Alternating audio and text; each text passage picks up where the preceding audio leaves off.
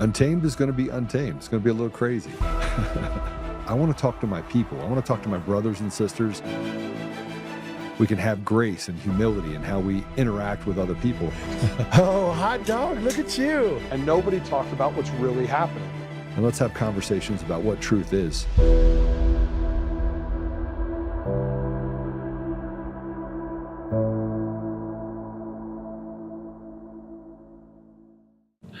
And they call it the MAGA revolution. It's not a revolution. It is a counter-revolution. There's a big difference. This is a restoration. Let's use the word Trump restoration. We don't really appreciate what we've been through with 8 years of the Obama revolution and the 4-year more radical third term of Obama using or employing the waxen effigy of Joe Biden. A revolution that we've experienced was a cultural, economic, political, social revolution. It was very similar to the French Revolution under the Robespierre brothers. We should remember what they tried to do. They changed the days of the week. They renamed things. They tore down statues. They went after the church. Does this sound familiar? This revolution that we've experienced, everything was up for sale. Everything was negotiable. We invented a third gender and rammed it down people's throats. We tore down statues. We said 1776 was no longer the foundational date. It was 1619. We changed the very mechanism that we vote. We went from 70% of the electorate voting on election day to 70% of the electorate not doing that, either through mail-in or early voting. That was a radical change that had no discussion. It was done by fiat. It was incredible. We looked at girls' sports and we destroyed it. We said that transgendered biological males that were now transgendered females could compete. They won over 600 medals they took away from hardworking female athletes. We had drag shows among young children. It was an effort to change the entire Constitution. We forget that. They were trying to bring in Puerto Rico as a state and Washington, D.C. to get 4 instant senators. They were proud. They said that they were going to pack the Supreme Court. It hadn't been tried since 1937. And it was a object of disgrace ever since, but they were proud to try it again. They talked about making states, the Senate look like the House. They wanted, and a lot of them were advocating it was not fair that one senator in Wyoming, to take one example, is worth 250,000 votes, but a senator in California represented 20 million. They wanted to change the makeup of the Senate. They wanted to get rid of the Senate filibuster. Remember that. They wanted to bring back neo-Confederate nullification. 600 jurisdictions in the manner of South Carolina in 1832 or on the edge of the Civil War in 1860 when neo-Confederate southern states said the federal government's law does not apply to us. Tariffs, Yankee tariffs, no, we were going to override them. Andrew Jackson almost invaded the Carolinas over that, South Carolina. And so these jurisdictions said, federal law doesn't apply here. We're exempt. We have our own laws. Federal immigration law does not apply here. It applies everywhere else, to you, but not to us. So this was a revolutionary movement. Movies were different. Sports were different. Take a knee. And Donald Trump came in, and it was not sufficient to say we're going to stop the madness of $37 billion. We're going to stop the madness of being short 40 or 50,000 military recruits because of this DI, coupled with the humiliation in Kabul. We're going to stop the appeasement of China. But that wasn't all. He said, the government is broke. We're going to go through all of these agencies. And finally, for the first time in the history of this country, when somebody says they're going to cut federal spending and drain the swamp or cut the administration, we're going to do it. And there's going to be no changing names except to go back to traditional names.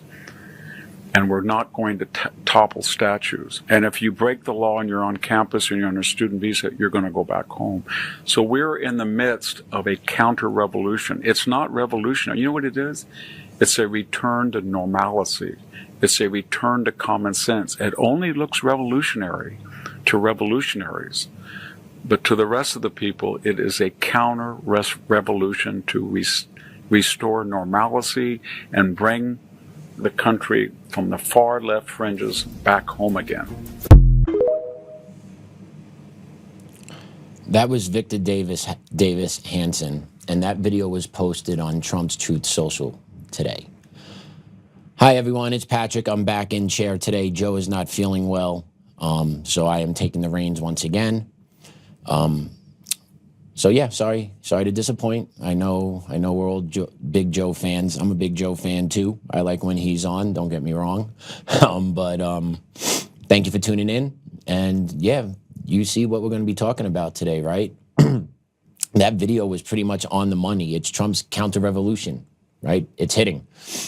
And it is a return to normalcy, or at least an attempt to return to normalcy after the previous administration and then the 8 years under Obama, right? It was a complete disaster for us. And Victor pointed that out. And I felt like he articulated that so well. That video, I believe, came out in October 25. And Trump just retruthed it today. And it's very true. Just think about what we have been through 12 out of the past 16 years. The radical changes that took place seemingly overnight that automatically became normal. Drop of a hat. Right? DEI off the bat. Let's talk about boys and girls. That too, right? It was an attack all across. It was an attack socially. It was an attack politically. It was an attack culturally. It was an attack economically, right? Look what happened with the media. Look what happened with the movies.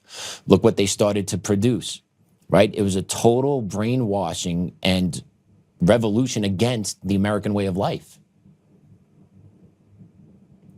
And when they had the spigots of power, they used them. They turned them on full force. Where we had to accept living in an upside-down parallel universe because they were in charge. It emboldened the mentally ill to believe this is the way the world should work. Just take a look at it now. Look how they're reacting when people are starting to be held accountable. Look how they're reacting when illegal criminal aliens are starting to be deported. Look how they're acting when Trump is trying to restore some semblance of what America was pre-Obama, right? And Victor drew the parallel really well with the French Reign of Terror. If you guys are familiar with that time period, it was a short time period. It was about a year with Robespierre in charge. Okay, he had the Committee of Public Safety. That name kind of sounds, Committee of Public Safety, right? They would walk around executing people that dared question what he was doing. The guillotine was used like you're just spreading butter on bread. Drop of hats, heads just rolling in the streets of Paris. That was the French Revolution. Now, there were some good things that happened during it too, but it unleashed the radical left. And then that mantra has still carried over till 2026. Right? He's right. They changed everything in France. They changed the dates. They destroyed the museums. They destroyed the culture. They wanted to upend everything because that was the old way. We can't live this way. This is the Enlightenment time period. We're throwing everything out the window. They did that in France, but I don't know, I think 8-10 years prior in America, we did it too, but we did it a little bit differently. And yeah, that parallel struck me when I heard that. Like, yeah, because France was in complete chaos. People didn't know what was going on. You had this crazy guy in charge with his henchmen just enforcing his will across France. And that's very much like the commies today. They look to enforce their will wherever they are. And if you don't like it, you're going to get hit in the face with it. Right? That's what they do. And think about under Obama, right? 1776 was no longer the founding year of our nation.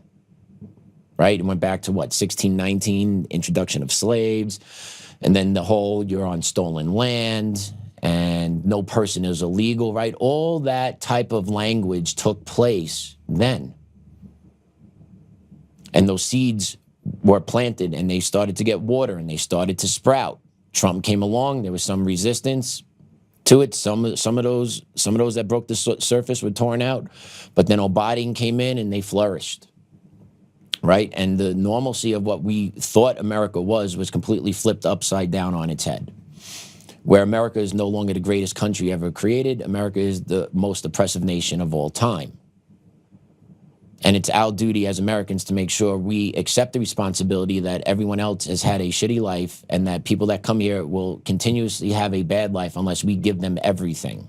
And then acknowledge that we have caused their heartache and pain, right? It is all that. It is all that has been built in throughout the school systems, into society, that is boiled over into what we have today, which is you have a portion of this country that really believes all that nonsense.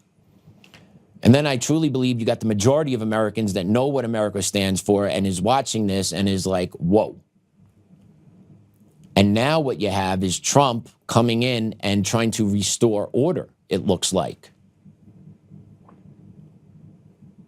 You know, I have been saying not enough, not fast enough, not hard enough. We need people in cuffs. Yeah, and we still don't have people in cuffs, but the needle is moving. Things are happening. And you see what the commies react to it. You see how the commies react to it. They're screaming. They're alleging that he is going to commit more crimes. They're saying there's going to be blood on the streets. No one's doing that. Okay, the right outside, we're not the violent ones in the streets. We're not the ones that are assaulting people. Like, outside doesn't do any of this. All we want is honesty, transparency, and justice. Like, that's all we want. And yet somehow when we want that, we're told no. Accept what we told you. Go sit down, shut up, take this, and go about your day. Because the commies had the power. They never wanted to open up the books. They never wanted to show behind the curtain because they know once their hand is shown, it's game over for them. Everything that they've told the American people will come crumbling down. Their power will be coming crumbling down. And then eventually they'll be getting perp walk. Because the American people, this country, has been hijacked. It's been hijacked. Our voices have been silenced by those above us. And it's all because of the disdain they have for the American people. And here we are. Here we are. We talked about it a little bit yesterday with Joe. Joe talked about it. You know, he was in the Coomer deposition. And then while we're on the show, we're talking about how they hit Fulton County, Georgia yesterday. And that sent some flags up. That really sent some flags up. People are really talking about it. Patrick Byrne is talking about it. I know it was his deposition. He's not talking about the deposition, though, but he's talking about what all this means. Benny Johnson had Senator Tubberville on. We're going to play that clip a little later today. Senator Tubberville is acknowledging, you know, voting fraud is tied to Maduro. So is this the catch-all? Could be. The groundwork is being laid. And if you look at it from a 30,000-foot view and see how all these things are lining up, right, the hopium starts coming into play again. And I don't like to get on the hopium bandwagon, but if you're thinking logically, it seems like things are going to start happening. And if they really want things to happen to make sure the November elections are going to be correct and held accordingly and properly and making sure there's no fraud in it, some serious action is going to have to start picking up by spring. Like, some serious arrests are going to have to happen. But the fact that they went into Fulton County and bagged up, I think it was 700 boxes, and then the immediate response by the commies on the ground down there tells you all you need to know. It tells you all you need to know. Right? So there is some momentum building here. There is some momentum building. And it's fascinating to watch. It's interesting to watch. And for people like Joe, I don't want to speak for the man. I don't. But for him, he's got to be feeling pretty good today. He should be feeling pretty good. I personally have known Joe about 6 months now. That's it. A lot of people have known Joe a lot longer. You guys watching have listened to Joe a lot longer than I have. Some of you have spoken to Joe a lot longer than I have. The dude's never wavered since I've met him about about the election integrity in this country. And if you go back clip, the dude has never wavered on it whatsoever. And for 5-6 years, him and his family have been under constant attack. Verbally, threats of physical harm, even being physically harmed. He's been through a lot, all for just telling the truth. And that's what the commies do. They look to destroy the lives of truth tellers. Because the truth is what they hate the most, because it exposes who they are to everyone, even to themselves. So after going through stuff like Joe has for 5-6 years, I can imagine he's feeling pretty good today. A sense of vindication. You wait a long time, and he doesn't have all vindication yet. The page has just been turned for him. But it's a new page, a fresh page, where the momentum is picking up for him. I'm happy for the guy. He has fought this for a long time. And he stayed true to it. He didn't back down. He didn't settle. He didn't run away. He said, bring it on. That has to be admired. It has to be admired by anyone that's watched it and seen it and know what it feels like when the commies do come for you. Right? Because they play to end lives. They play to end livelihoods. They play to destroy families. They don't care. So it takes a special somebody to stand up to that, eat it, and I'm sure feel the pressure from those close to him to like, hey, let's not do this anymore. I'm not saying that happened. I'm not saying that whatsoever, that Joe got that from anybody close to him. But I could see that happening because not everyone's built for this. Not everyone's built to take on the machine. But Joe has. And he still is. And that's impressive. So if he's listening, Joe, I'm proud of you, dude. I hope you know there's a lot of people that are proud of you and support you. And we're happy that there's some vindication that has occurred and hopefully a hell of a lot more coming your way. It's time to hit the other side now and make them feel what you have felt for so long. Because that's the only way we square the game. That's the only way we square the game. So just wanted to take that a little bit of time just to put that out there to Joe and just say thank you. Because there are a lot of other people that were in very similar spots where you were and they decided to fold. They decided to settle. They decided to go away. You didn't. That takes a lot, man. Appreciate that. Definitely appreciate that. So, Eric Coomer, Tuesday. Fulton County, yesterday. Fallout, today. And I'm not going to lie, it feels pretty good.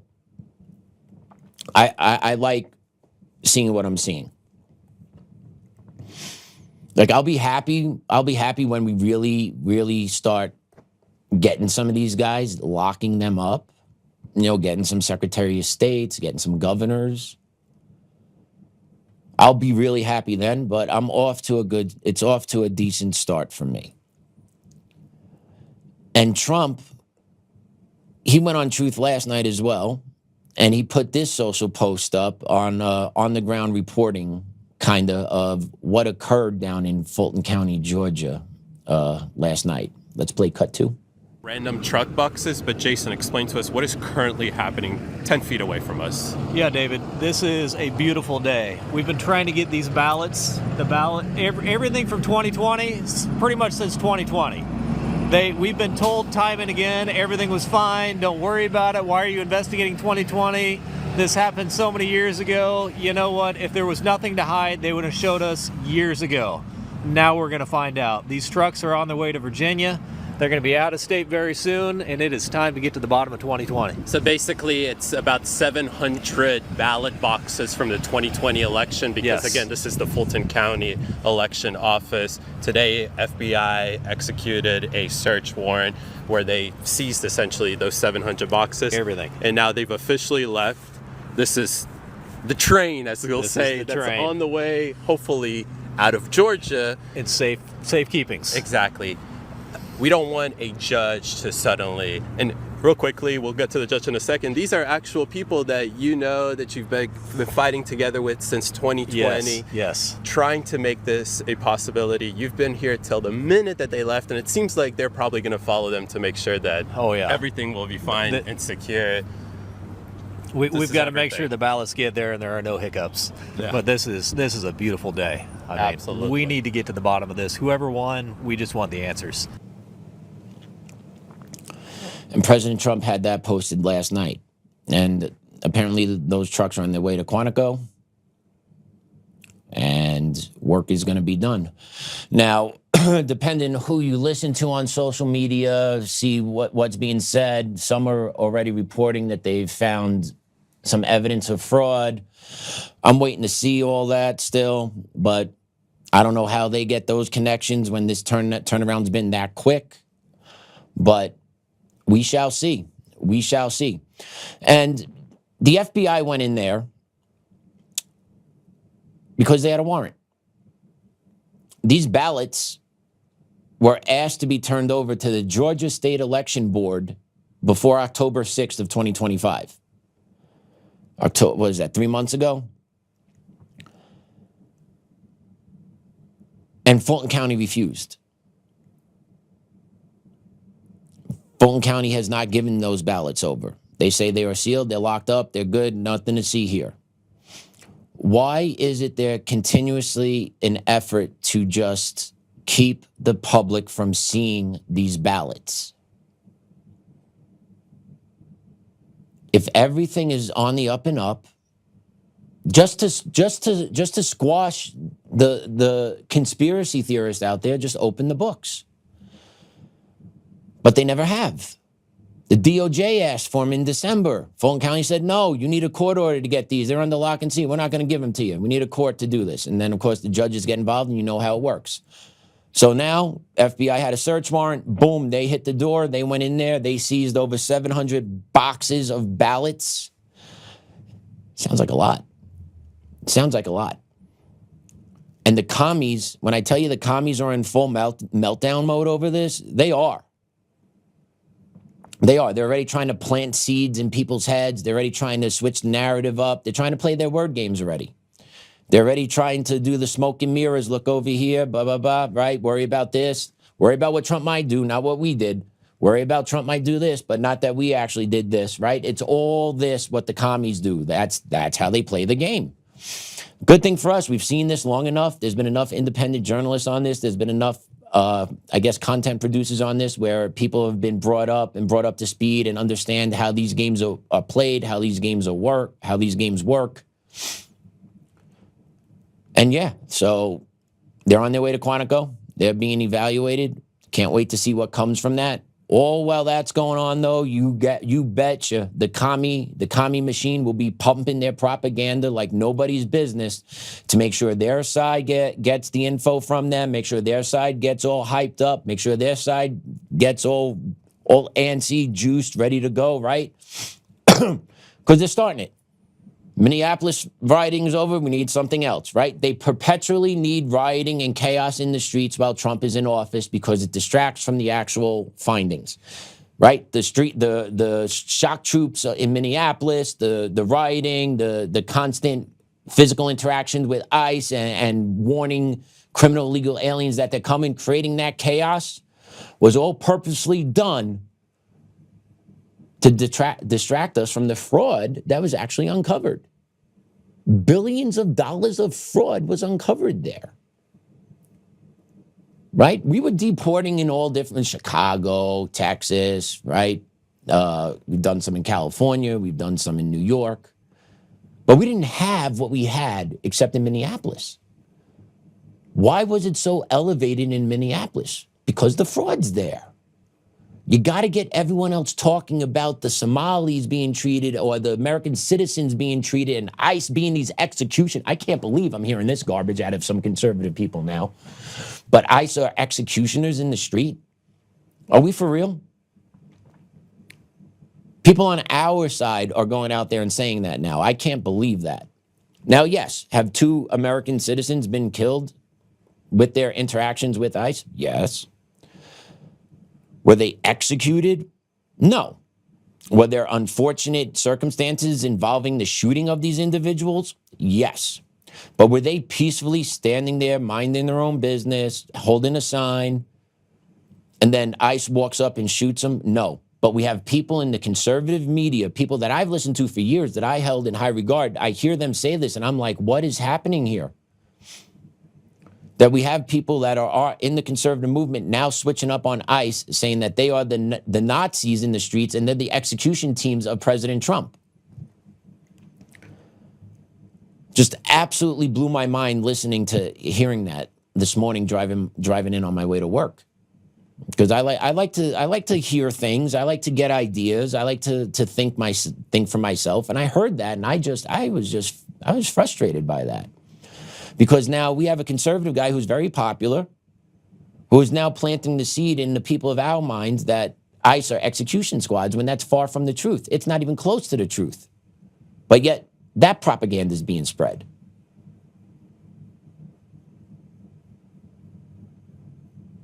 Now, was that ICU nurse executed in the street? I don't believe so. To me, an execution is that you're lined up, you have no modes of defense, you are blindfolded, and I'm just picking you off because I can. He was not picked off because they can. There was an unfortunate incident that occurred where an agent acted, I believe, inappropriately. That's not an execution squad. That's an agent making a mistake, and that agent might have serious repercussions he might have to face in the future. Because people have seen that right? And that's why Tom Homan went up there, because Trump is like, all right, we kind of got to get this under control now, because you don't want to give any more red meat to the left, because the left and the communists don't care, right? They keep coming, ratchet it up. Their willingness to accept casualties. They're okay for Renee Good to be shot. They're okay for the nurse to be shot. I keep forgetting his name. I'm sorry, guys. Alex, I think. But they wanted that. They absorbed those. Because at the end of the day now, if you look at what's going on in Minneapolis, they kind of got what they wanted. And we'll get into that in a minute. All right? But here, take a look at Fulton County's Georgia Democratic Commissioner, Mo Ivory, doing a live stream while the raid was going on down in Fulton County. Check her out. Everybody, so here's an update. We're at the elections hub right here off of Fairburn Road, and they did correct the warrant, and they are now in there getting the documents. 700 boxes of 2020 ballots and accompanying things that go with it, absentee ballots, all the things, right? So our clerk of Superior Court, Shay Alexander, is in there making a log of everything that they're taking, but this is like all wrong. So we're trying to figure out a legal plan, and we should have one, whether that's an injunction, whether a motion to quash, whatever it is, we're trying to figure it out right now, because this is an attack on our elections, meant to keep you from trying to go to the polls in November, being too afraid to change what's going on in our nation. So instead of worrying about people dying in Minnesota, here we are at the Fulton County Elections Hub. So let me go find out what the legal plan is. Mo lying, mo problems, mo fraud, mo problems. Right, Mo Ivory? Right, did you listen to her? Can you hear her? Can you hear the panic in her voice? Do you see how quickly she is speaking? Right, and she doesn't have any factual basis to say anything to the people about either two. It's about getting a messaging out there to get the people in a hysteric, to get them worked up, to put fear into them, right? That's what that purpose of that messaging was. And then did you hear the second part of that, right? Oh, this is an attempt to intimidate you from going to the voting box. How so?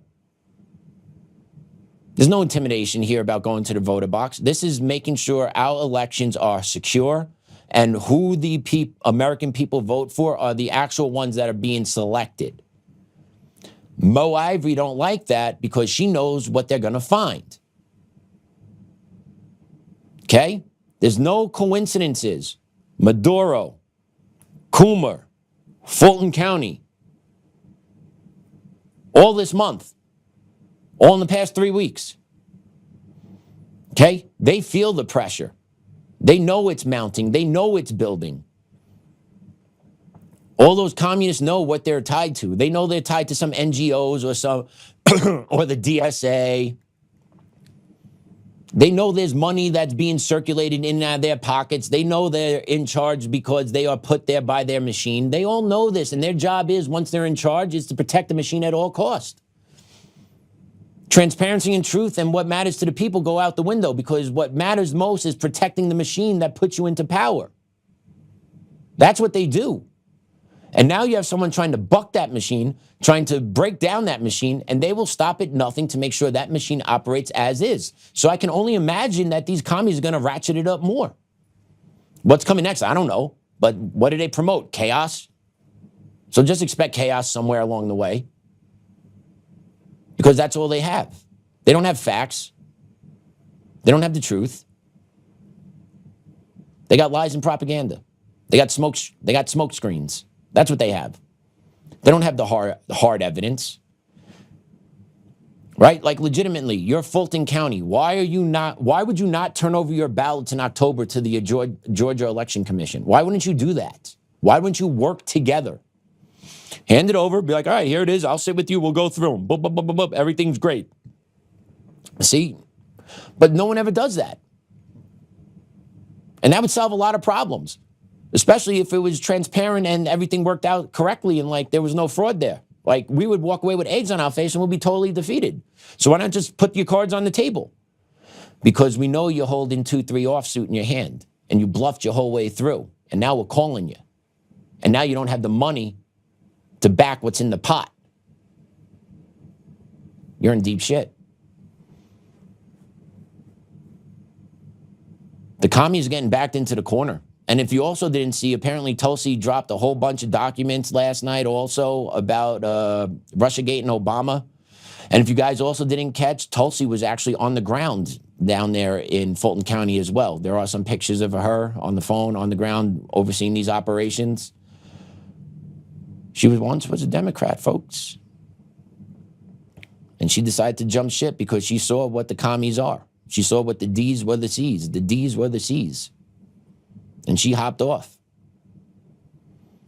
And here's one more Fulton County representative. This is Fulton County Chairman Rob Pitts at a little presser last night as Fulton County was getting raided by the FBI. Listen to what he had to say. Now they have been removed from this facility, out of our control.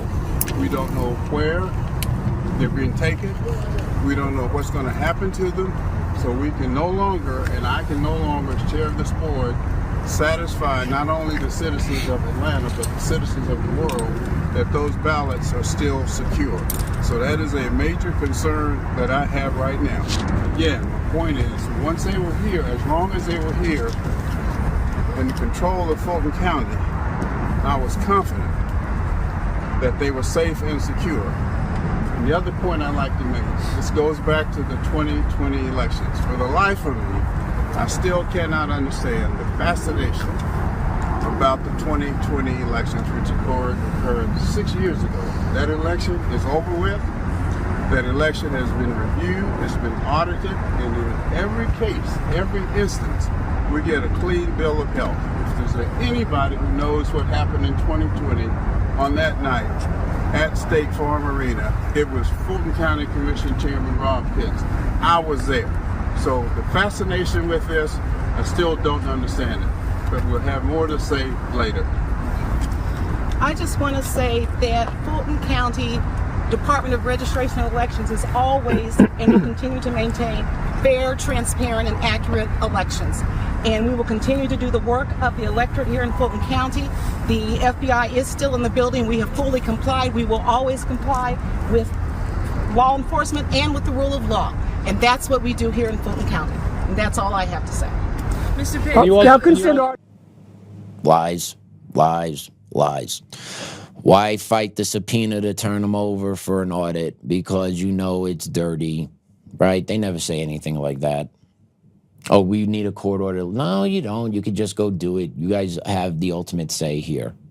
But you want to use the judiciary to protect you because that's how the game works. That's why in 2020, nobody could bring a lawsuit about the stolen elections. Texas couldn't sue. Individuals couldn't sue. Those that were in the election couldn't sue. It was crazy. That opened my eyes a little bit to just how corrupt the courts were. That you're telling me you cannot have a state have standing on how another state had committed fraud in their presidential election because the winner of that state will determine who will become president and affect my state? Crazy logic. Actually, not logical is the actual answer. That is not logical. Joe makes the comparison all the time, right? The jelly bean jar and the jelly beans. Yeah. If you're not going to operate in the parameters of the jelly bean container, then what's the point of having the jelly bean container? Long and short of it. And that's what our courts ruled in 2020. But now I see we got legislation passed where actually candidates can now are allowed to have standing in courts to sue if they believe they've been wronged. Like, that's amazing that we need federal legislation passed around that. But did you hear specifically what Rob Pitt said there? Specifically about the ballots? I'm going to read it. I wrote it out. They have been removed from this facility, out of our control. We don't know where they're being taken. We don't know what's going to happen to them. Really, they're going from there to FBI headquarters in Quantico. What don't we understand? They're going to be looked at. What don't we understand? Right? But what he's doing here, he is subtly planting the narrative. We don't know what's going to happen to them. So he's giving the whisper out there that, hey, listen up. These ballots are going to be tampered with. So when Trump comes out and says the 2020 election stolen, our talking point is that, nope, Trump did dirty stuff. His administration tinkered with these ballots. They're getting that out there already. They're throwing that noise, that whistle, that dog whistle that the commies like to use. They're throwing it to their own people. Hey, pick up on this, guys. Pick up on this. Hey, Trump's going to mess with these.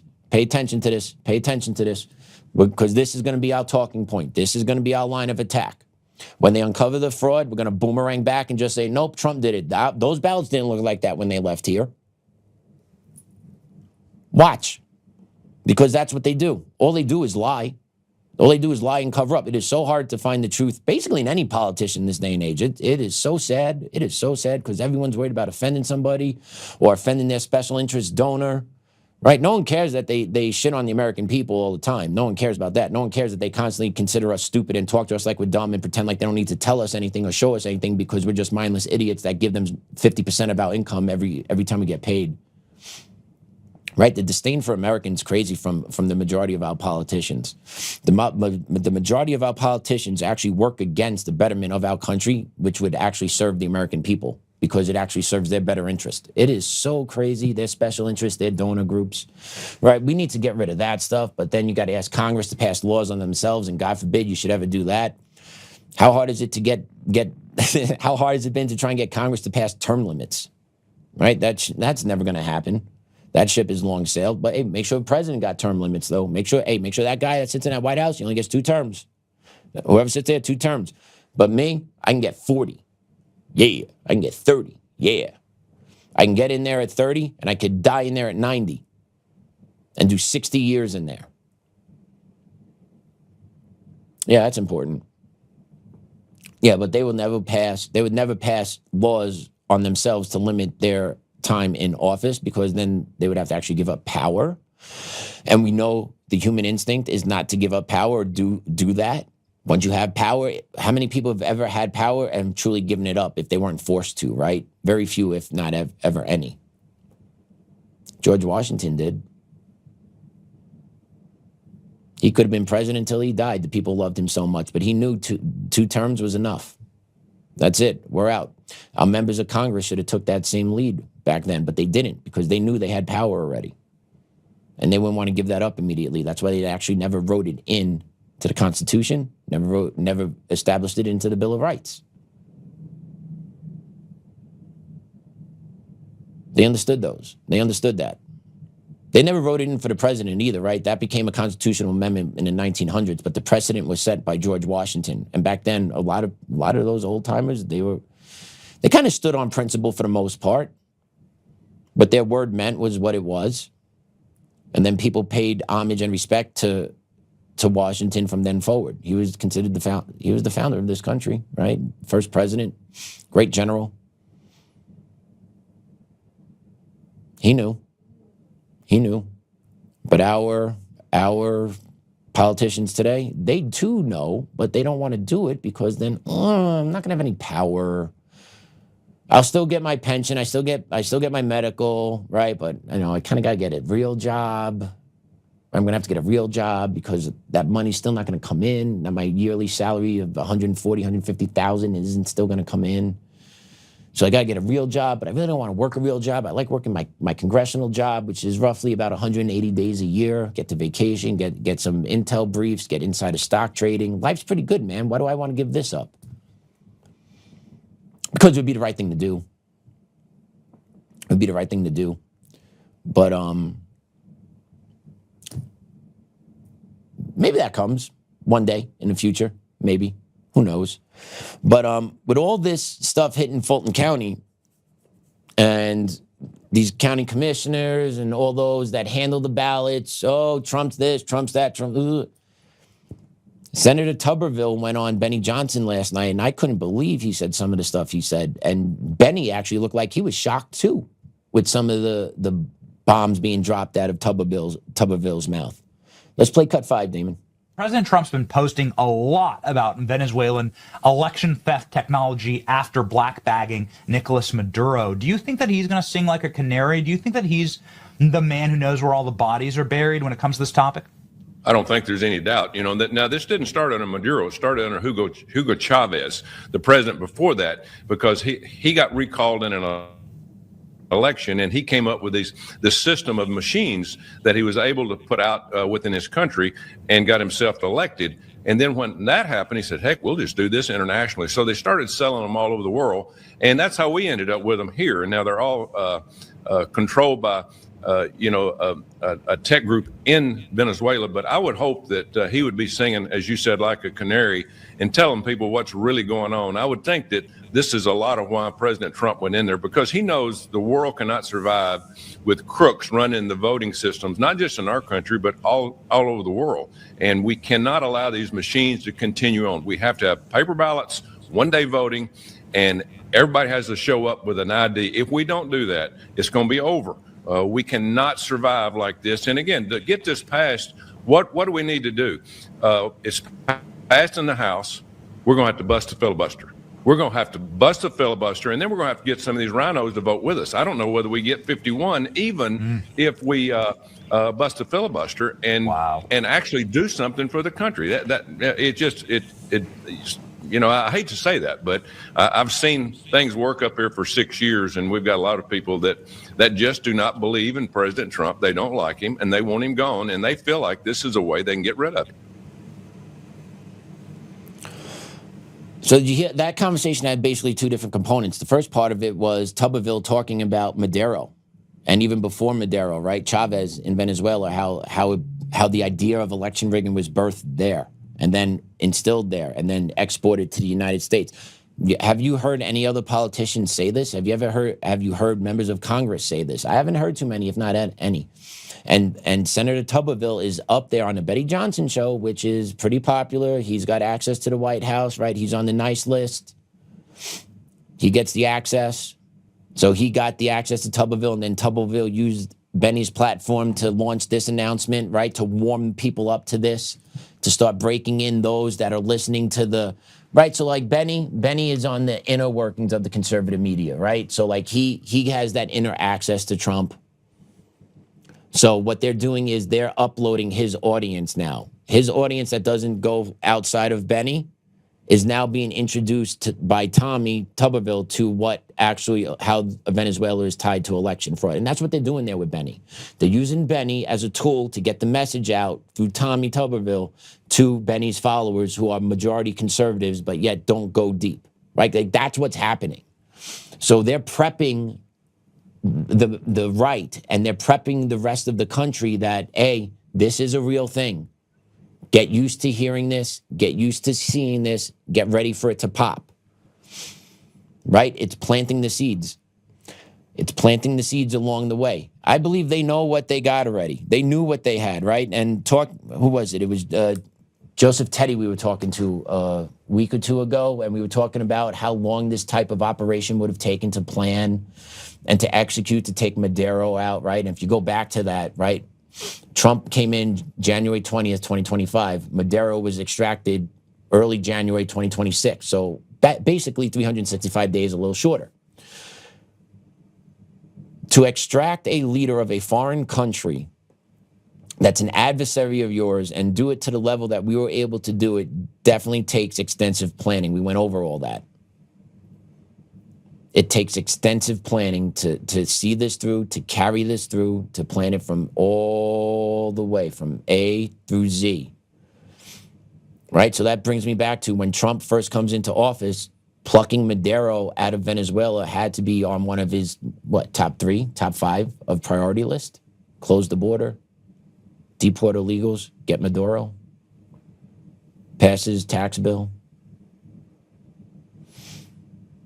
Right? So that was a top priority. So when he came into power, when he came back in last year, and he was like, all right, get my team organized. These are my top 3, top 5. Madero's one of them. And is that because of narco-terrorism? I don't think so. I don't think that would be a priority for him, because if narco-terrorism was a legitimate beef of Trump, I believe Mexico would be on that list. I believe Colombia would be on that list. China would be on that list with the production of fentanyl, right? But those nations, no. It was Madero, specifically Venezuela. That's not narco-terrorism. That's election fraud. That's the heart of the beast.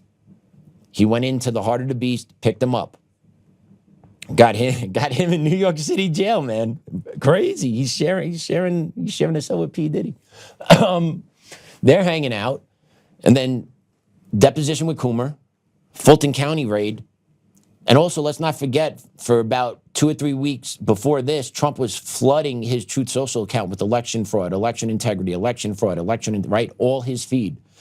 Constantly getting the message out there, getting the message out there. So this is all building. And I want to play Joe from yesterday, actually, because Joe is talking about, yesterday was talking about the arrest of Cumming based on the Coomer deposition. Let's play Joe from yesterday. Just so you know, I've been blocked on every social media. I've been canceled on every platform. Emerald Robinson's talking about who? Eric Coomer. Benny Johnson talking about who? Eric Coomer. DC Drano talking about who? Eric Coomer. What's everybody talking about? Eric Coomer. Guess who's got to fly back into the country for another deposition? Eric Coomer. Oh, yeah. I'm going to tell you right now, arrests will be made. People are going to prison. Don't worry about it. Trump's not going to win. I made sure of it. And how did I find him? Because he just couldn't help himself. He had to get on an Antifa call and he had to talk about it. And then I had to just dig in. Because even up until that point, nobody knew. And I built a model and sent it to Washington. And they're like, hey, we want you to come here. And I came there and I was like, here it is. The first model ever built on how they stole the elections.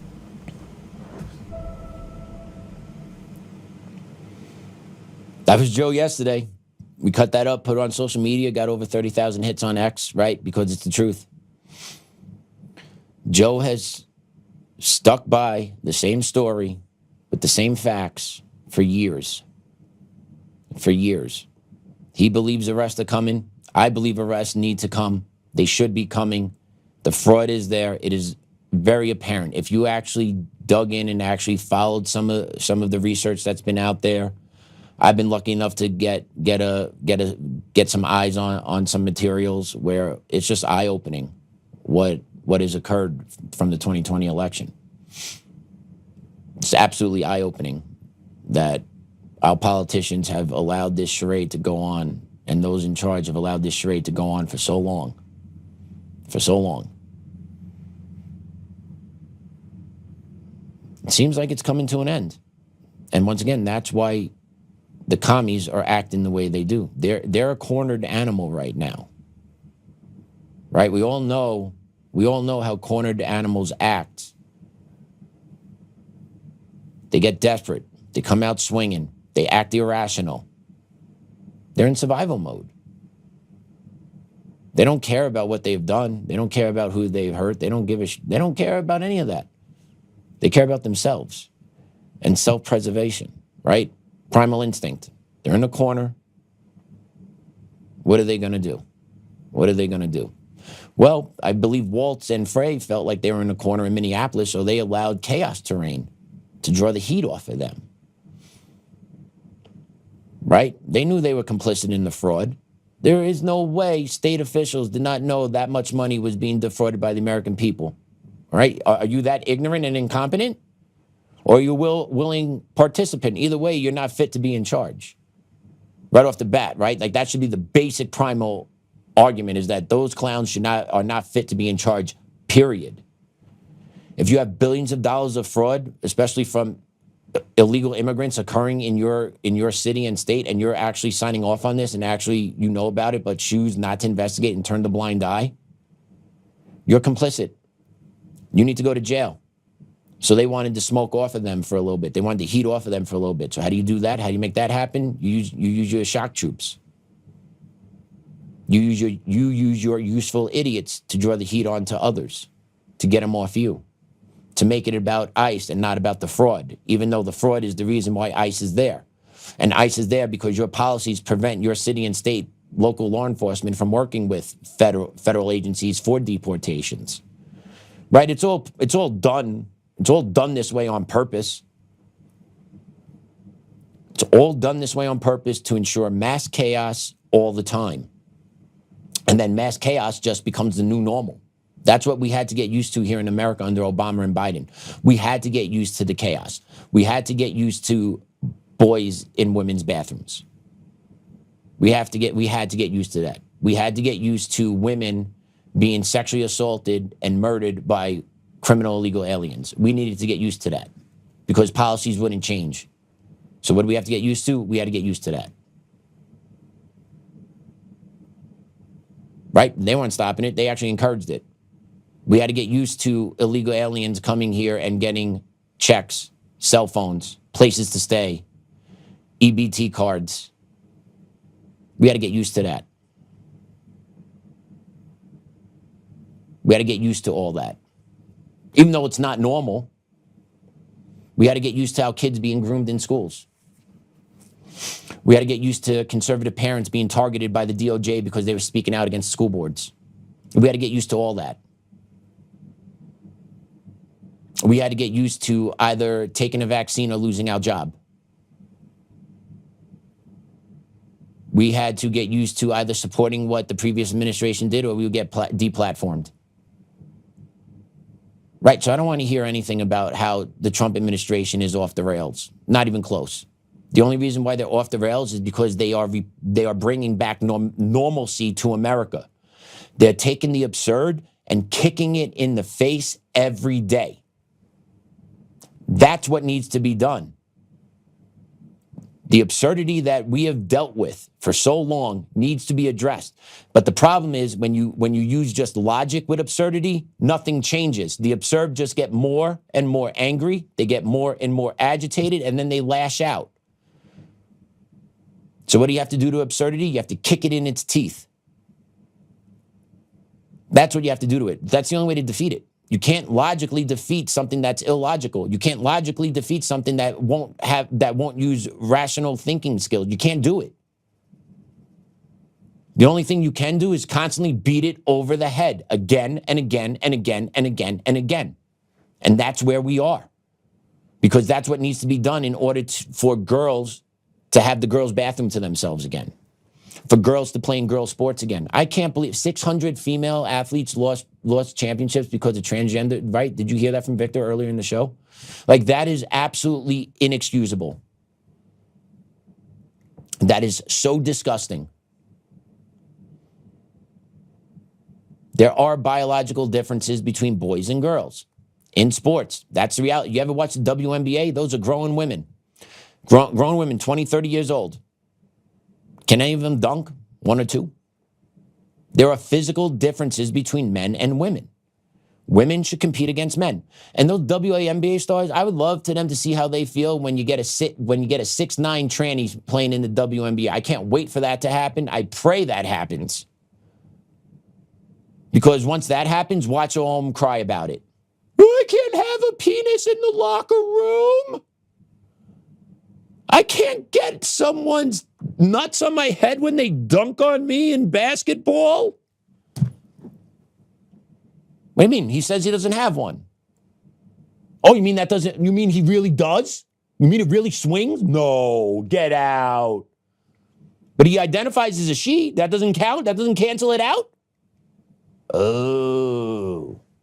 See?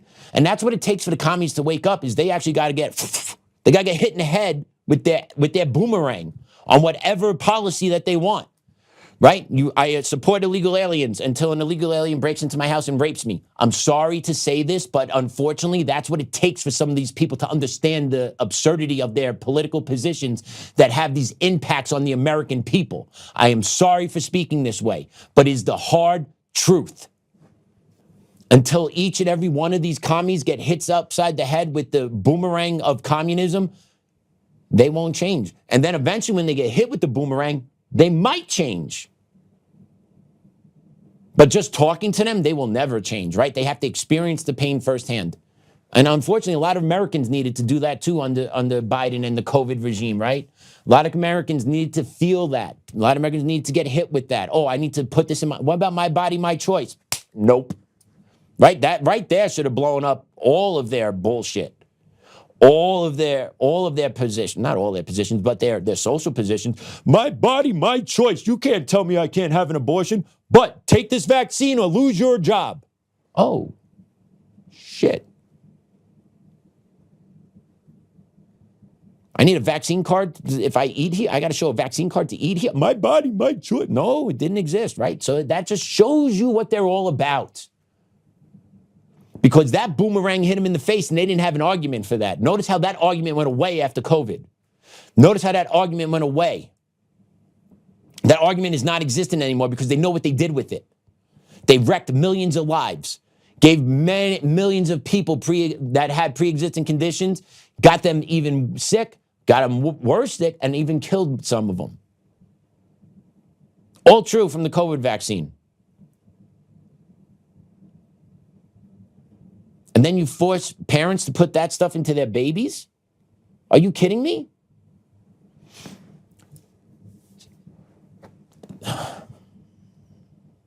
Untested, but mandatory for public school in New York City. I had friends that had to fight this battle. They didn't want to give their daughters the COVID shot, but they had to because they couldn't get them into school. Like, that is the stance of communist states. Untested vaccine, don't care. You need to put this in your arm if you're coming into our building. Right? You want to talk about communists? You want to talk about communists? You want to talk about fascists? Communists and fascists leave you no room for choices. Okay? Can you still get an abortion in America? Yes, you can. Can you get it at the federal level? No, you can't. You need to go to the states. The states have decided, right? So it's not taken away. It's still there on the books. Can my friends take the vaccine out of their kids? No. Right? The communists play to win. They play to impose their will, and they don't care what they do to you to get their way. That's why this evil needs to be beat back into the hell it's in.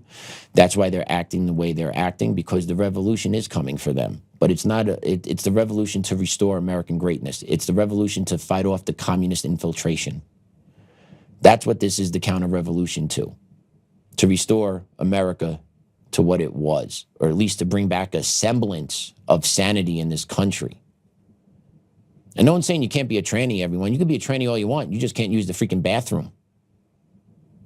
You can't use the girls' room if you're a boy, and you can't play in girl sports if you're a boy. That's all. And if these states really cared about transgender rights, I know there's so many kids that are confused. Well, hate to break to you, start a transgender league for kids. Oh, there's not enough? Well, then maybe they shouldn't be taking over spots in girl sports where girls are losing their position on teams, because it's not fair to them. Sometimes those people that have mental health issues need to get help first before you appease them.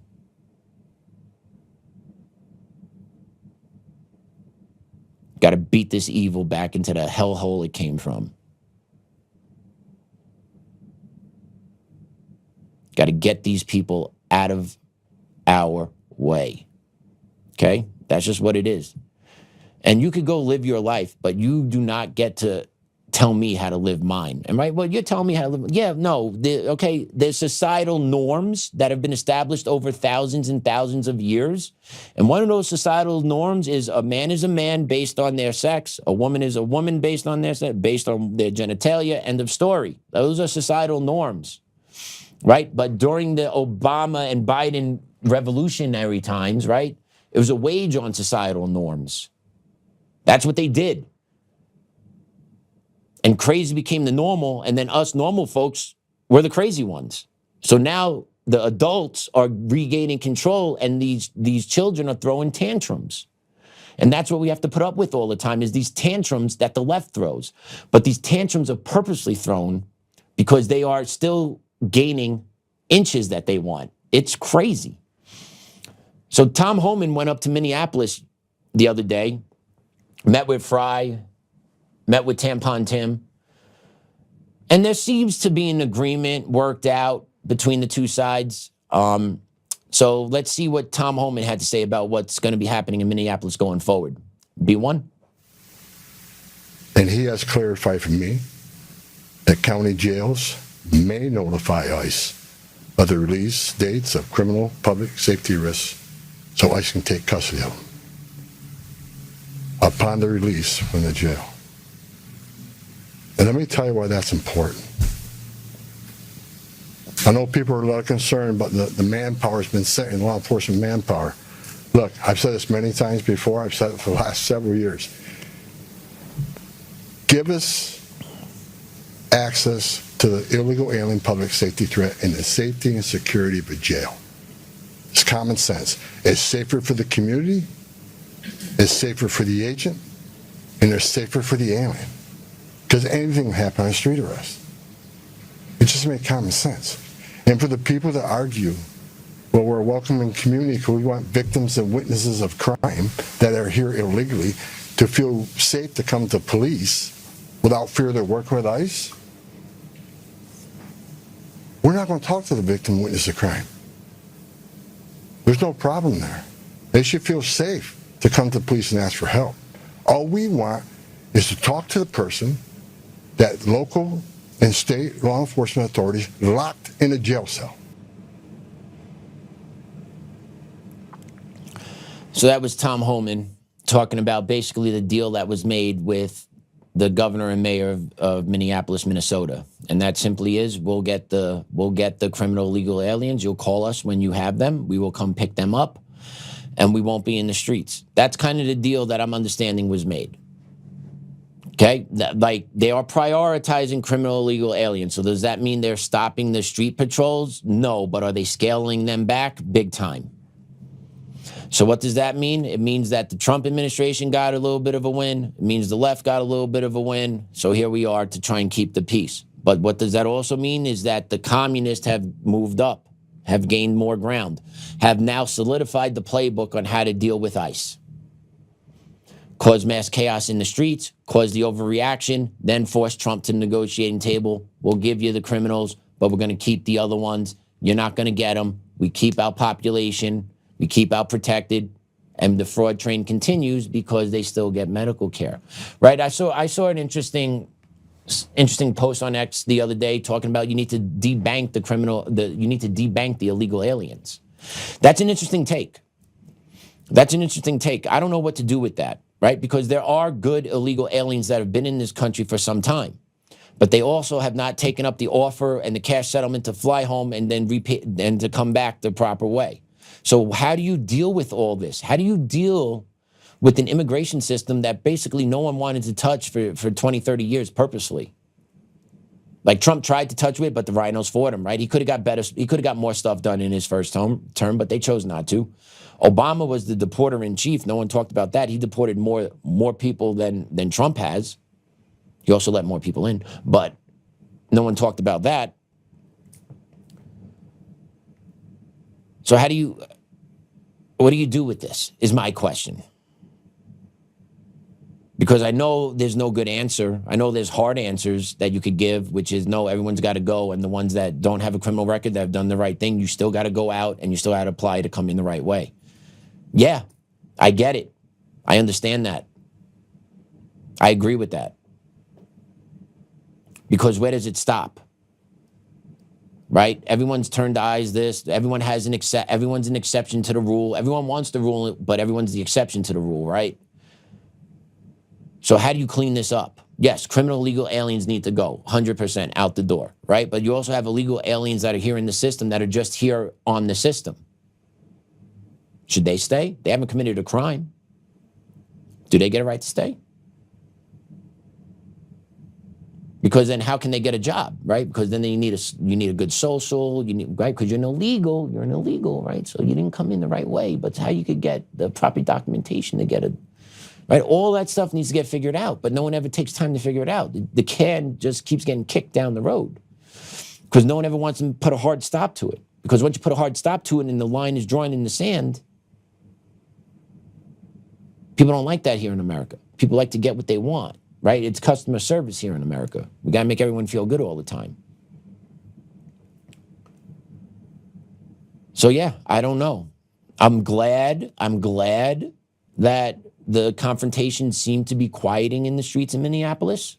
Okay, I am glad about that. I don't think any American is happy to see what we've been seeing over the past couple of weeks on the streets in Minneapolis and throughout Minnesota. I don't believe people want to see that happen. But also at the same time, what are you going to do about the 20 to 40 million illegal immigrants that were brought in just under Biden alone?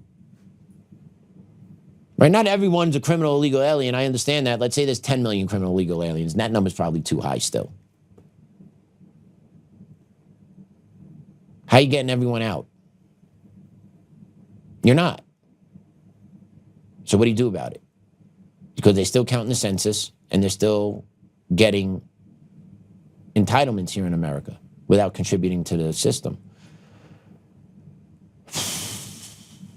So how does that work? Because we operate at a net loss when that stuff happens. I know, it sucks. I believe we need to go full horde. You got to get everyone out, and the ones that want to come back in that don't have a criminal history, the exception is we put them in the front of the line to come back in. We make that the exception. You're out, but you get dropped in the first queue. And maybe we'll get to you in 3 to 6 months. I know it's not great. No one wants to hear that. But it's the reality of the situation we're in. Like, there's just been too many that have come into this country, and now if you want to get it cleaned up, you have to go through it. You can't half-ass it. Now, in a year, does Trump say, all right, we're done, we got all the criminal illegal aliens out, we deported, I don't know, 6, 7 million? Okay, what about the other 13 now?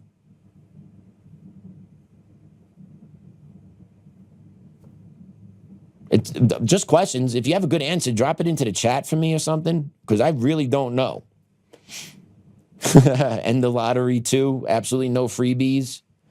Yeah, I hear you. And, also, if you're pregnant, you come over and you have a baby, right? You're here, you crossed over illegally into the country, but boom, you just gave birth. That child is an American citizen.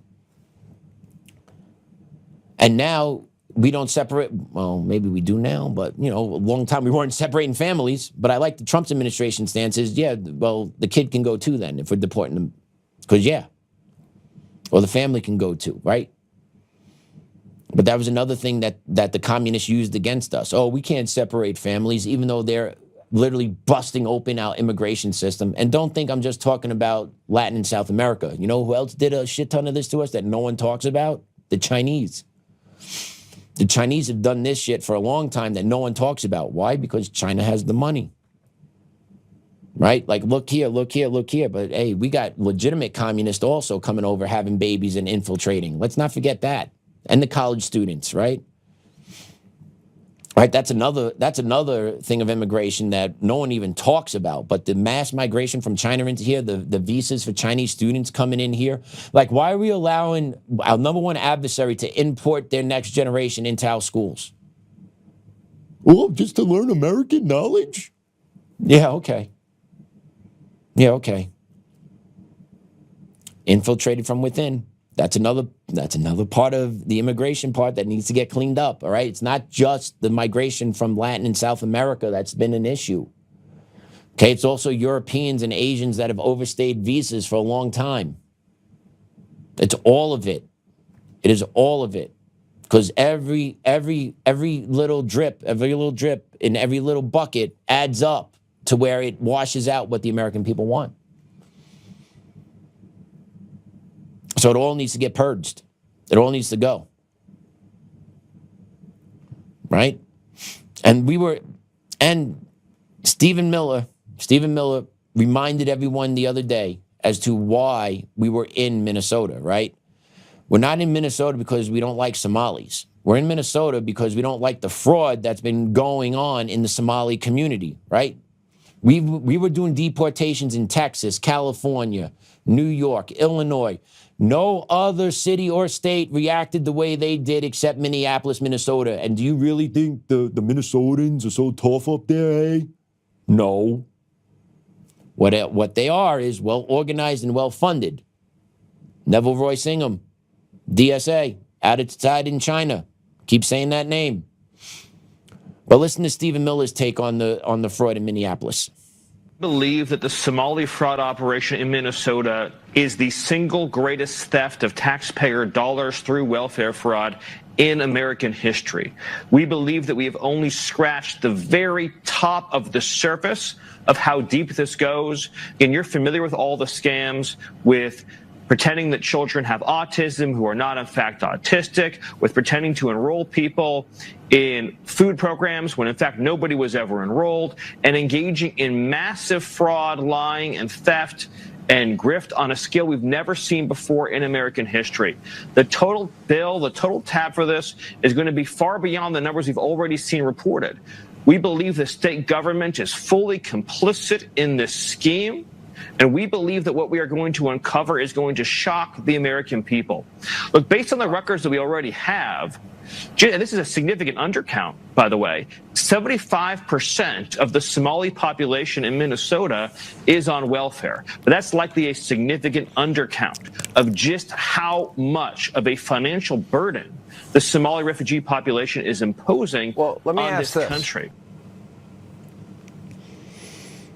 75% of the Somalis in Minnesota are on welfare.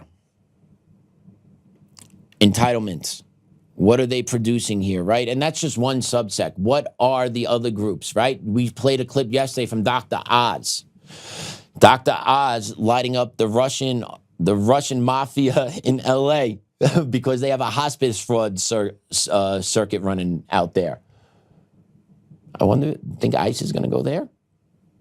I'm just curious. I would love to see it. Any fraud that's uncovered needs to be dealt with. And if you're an illegal immigrant that's committing fraud here, you need to go. If you're an American committing fraud, you need to go. You need to get cuffed up, right? Like, honestly, us regular Americans that do everything right, we're tired. We're tired of the bullshit. We're tired of being the only ones that are doing the right thing. Because honestly, if we weren't doing the right thing, this country would be the shit. But yet we're the ones that are blamed for everything as well. And that's what's infuriating about this. The ones that go to work all the day, raise their families the right way, pay their taxes, pay their bills, pay their mortgages, right? We're the ones that do it the right way. People that have those principles. We're the ones that do it the right way. And what do we get for it? Grab your ankles, bend over, no lube. That's what we get for it. Well, everybody else that comes to this country gets a little piece of the pie free of charge and then tries to defraud us as well. That is unsustainable.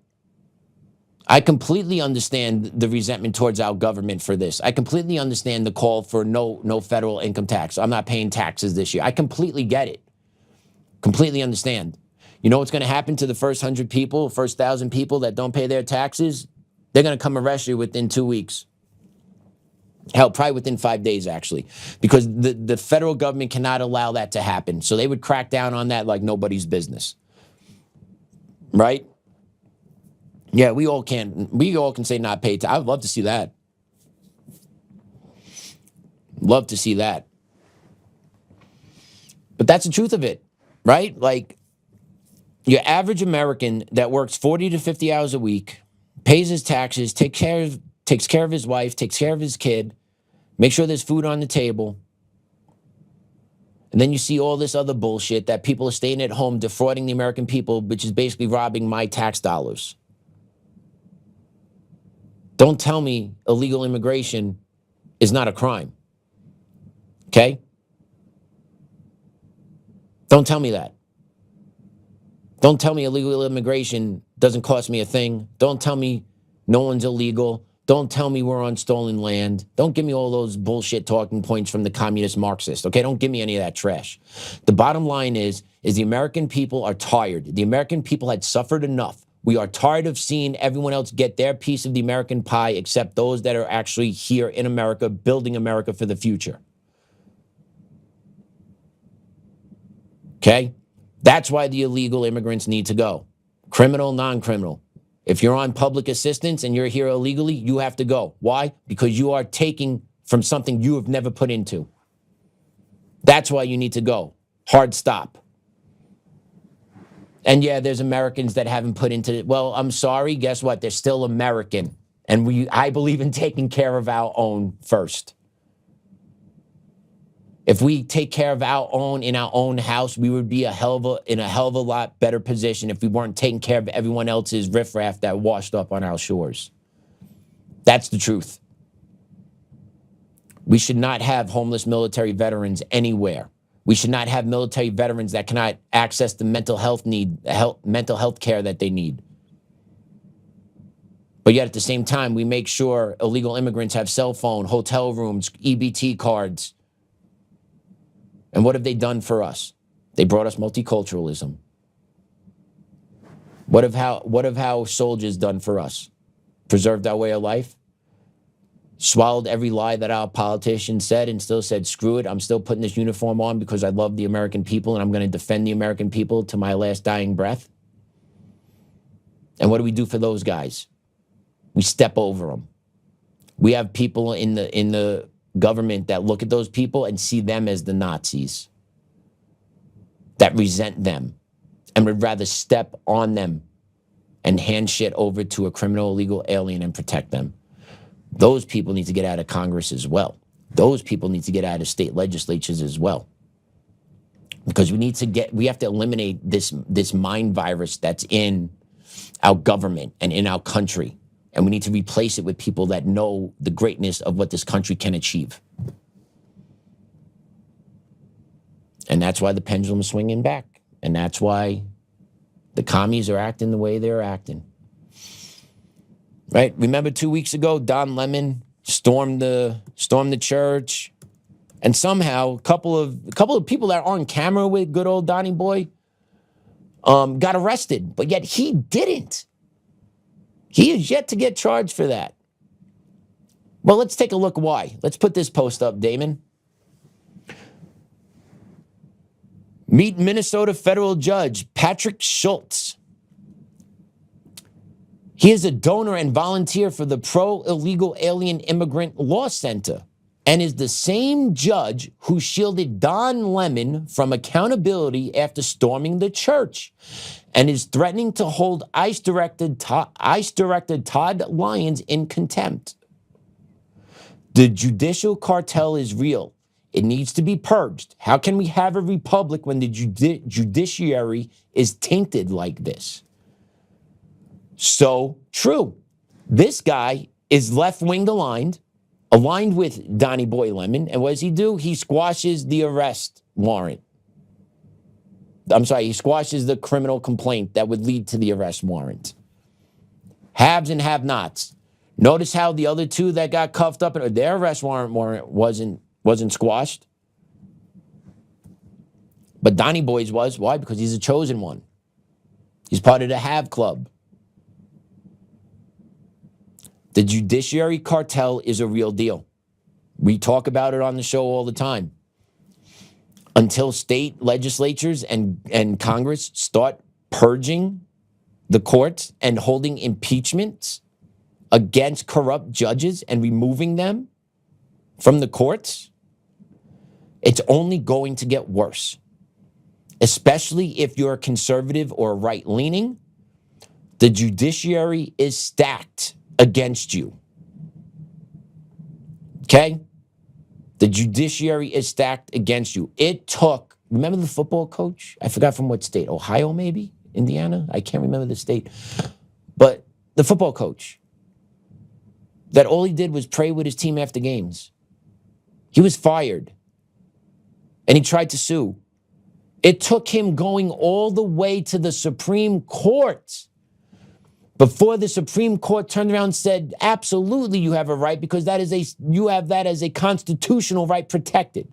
It went all the way up to the Supreme Court, okay? The judiciary is corrupt. The judiciary is infected by morons. The judiciary is infected by the Communist Manifesto. And they will protect all above the American people. Plain and simple. And until our politicians start purging the courts and holding these judges accountable, and I don't want to hear a different interpretation. You can't have a 180-degree different view of every law that's ever written. You can't, unless you want to, unless you are programmed to, which means you're also programmed to undo the laws that you hate. And that's what the judiciary does, especially in blue states. The judiciary out here in Colorado is corrupt as I have ever seen. And I'm not talking like I'm like a Peter Dershowitz or some big-time lawyer, right? But like I'm an everyday citizen and I see the stories that come out of the courts here in Colorado and I'm like, you're crazy. I see my case getting kicked out. I'm like, are you out of your bird? But that's what it is. The courts protect their side. They are no longer the arbiters of truth. They're not the referee in the game. They're the sixth man. They come off the bench. You're going down on a fast break, 2-on-1. You got all the goods on the guy you're going to sue. You're going to go up and you're going to dunk and teabag him. But you know what the judge does? The judge comes off the bench, takes your legs out before you go up. That's what the judge does. Because they interfere. Because they protect their own.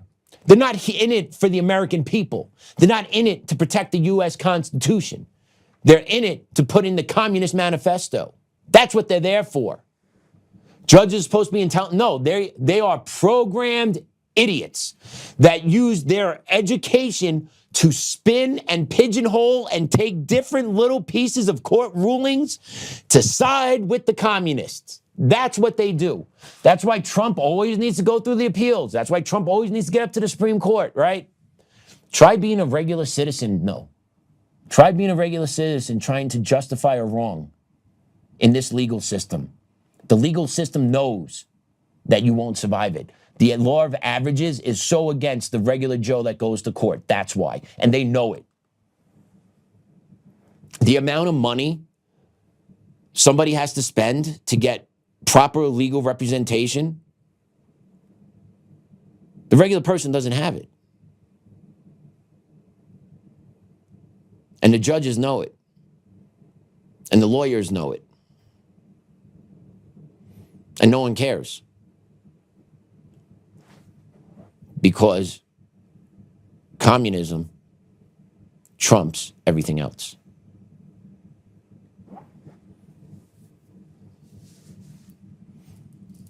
And they're backed across the board. They get funding from everywhere, right? DAs are funded by Soros and Singham. They are. Right? The dude we played yesterday from Philly, he's a Soros-backed DA. And you see the mentality they have. Right? These communists are in at every level. And it's because the money's able to be shipped around, right? Oh, we need some DAs, we're going to back this candidate. Oh, we need some protests, we're going to couple $100 million there, right? Let's take a look at this clip out of Minneapolis about just how organic all these protests were against ICE and protecting the criminal illegals. No, they weren't. They were organized, and you'll see it. Cut 4. Look at this. Here goes a group of professional activists renting a U-Haul, getting signs out of their trucks. This is not organic. These are the same printed signs. And now they're heading to the federal courthouse. What do we want? When do we want it? Do you know who's organizing this? The PSL, Party for Socialism. Oh, okay. Do you want to sign? I'm just going to observe. Thank you, though. Tuck in, meet your neighbors, because again, hey, remember, we're not doing this by ourselves, right? Which group is organizing this? Party for Socialism and Liberation. We've been out here for a few years. How do you join? Like, if you want to also donate? It's pretty easy. You can look it up, pslweb.org. Got it. Is there like a Minnesota or Minneapolis chapter? Twin Cities. Twin Cities. So, okay. So people can simply just donate and goes to signs and whatever out here to protest. Okay. If we don't get it, if we don't get it. Right? Right? And did you hear it? The party that's responsible for that one is the Party for Socialism and Liberation, PSL. PSL is directly tied to Antifa, which is directly tied to Islamic Circle of North America, which is directly tied to Roy Singham, right? So like it's an all funnel game. It's a funnel game. This is not organic. It is all about the money. It's all about producing chaos. It's all about making sure there's confusion on the streets. It's about brainwashing our kids. It's about unleashing lawfare and the courts against us, right? It's all of it. And then you have communist derangement as well. Just the mentality of these people. It's not compatible here in America. It's really not. If you look around over the past, 4, 5, 10, 15, I don't know, how long? I don't know, we'll go 8, 10 years.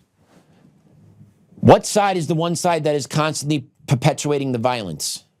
What side is the one side that is constantly celebrating the violence? It's not ours. Charlie Kirk got his neck blown out on national TV, probably the most gruesome thing majority of Americans have ever seen on TV or online. And what'd you have? You had leftists in the street celebrating his death. You got leftists in the street dancing, right? They celebrate this stuff. They celebrated Trump being shot at. They celebrate it all because they're disgusting human beings, and we tolerate it. Okay, who are we celebrating? What are we celebrating violence with? Are we celebrating any? No, we're not. Are we pushing for ramped up deportation? Yes. Are we pushing for return to normalcy? Yes. Are we pushing for boys out of girls' sports? Yes. Are we pushing for boys out of girls' locker rooms? Yes. We're pushing for all that because that's normalcy. We want to go back there. But the rhetoric from the communists make it almost impossible. Because you get the non-thinking entities on the streets that listen to these communists, and you constantly get these stupid interactions in the street where people are put into dangerous spots or compromising positions because of the derangement of the communists. This incident took place out here in Colorado in a King Soopers parking lot. Let's take a look at cut 1. What do you owe these people? These are anti-trans pieces of shit. That doesn't mean you have to roll up and I do. They're trying to kill trans people is what they're trying to do. I don't see them trying to kill people. I see them standing there, bro. No, that's not cool. They will eventually. Really? Is this lady gonna kill you? Are you a trans person? I just don't like people who get trans. I agree with you. You know who else I don't like? Who show up and cause chaos for no reason except they're a prick. Just as bad. You're being just as bad as the people you're saying you hate. Why don't you yes, you are. You intolerant. You're doing the same goddamn thing. Dumb. So did you hear the talking point that gentleman had to say? They're killing trans people, right? This dude showed up. There was petitioners in the parking lot. He didn't like what they were getting petitions for. Obviously, it was to keep boys out of girls' sports out here in Colorado because that's trying to get onto the ballot this year. So what did he do? He flipped the table of these organizers that were just getting petitions because they're killing trans people. This is what the rhetoric does. It uploads into these non-thinking people, right? And they regurgitate it back out. Collecting signatures against trans target acquired must unleash hell. Flip table, right? And then get into, oh, they're killing trans kids. No, they're not. They're trying to protect women. They're trying to protect girls that are going to school. That's what they're trying to do. Okay, don't tell me there aren't sexual assaults that occur in girls' bathrooms at school. Don't tell me that doesn't happen, because it does. Schools don't broadcast it to the parents. Schools won't let the media know because it's bad business, right? That's why what happened in Loudoun County a couple years ago, right? Loudoun County had a trans male student that pretended to be female but was going to the bathrooms and sexually assaulting girls in the bathrooms. But Loudoun County, instead of disciplining kid, just shipped the kid from school to school to school, because it'd be bad business if they had to actually discipline or call the police, right? But they would cover it up. Why? Because school districts cover up things that boomerang back on them. I have to cover up the transsexual assault because I promote transism in my schools. I promote trannies in my schools. So I have to cover up the crime. That's what they do. School boards are unethical. Speaking of school boards, a little side note, I'm taking a little bit of a dub on this one. Superintendent of Cherry Creek, Comrade Smith, is announcing his retirement on Friday. So good for him. He should have been fired. He should not be keeping his pension and his pay and all that other bullshit. But he is retiring as superintendent of Cherry Creek, which is good to hear. Now they need to undo the entire board and everyone else in that department, but that one person at a time. That's a good start. That's a good start. So yeah, the school districts are complete chaos. They will do anything to protect their people. End of story. They're not there for the kids. They're not there for the community. School districts are there to protect their own. End of story. Whoever's in power, they run the school district that way to make sure they stay in power and squash those that dissent. True story. Oh, and Chris, hey Chris, if you get wind of this show, give me a call, buddy. Shoot me an email. Patrick@untamednation.com. Love to have you on, brother. Love to have a one-on-one with you. Love to talk about how everything played out at Creek. So give me a call, okay? Shoot me an email, brother. You're a good man, right? We could talk. Give me a call. Loser. All right. Abortion. Abortion is another thing that Marxists and communists have been going crazy about. Okay? Trump overturned abortion, Roe v. Wade out the window. No, once again, state rules. State rules, right? Watch this interaction between a pro-lifer and an abortion lover and tell me what your thoughts are. This is my city. What are you doing here? You're trying to antagonize people, so go the fuck away. Go the fuck away. Go the fuck away. It's simple. Go the fuck away. She's so go home. Why don't we just let her get raped, pregnant, and forced to have a baby? That'd be great. I would carry full term.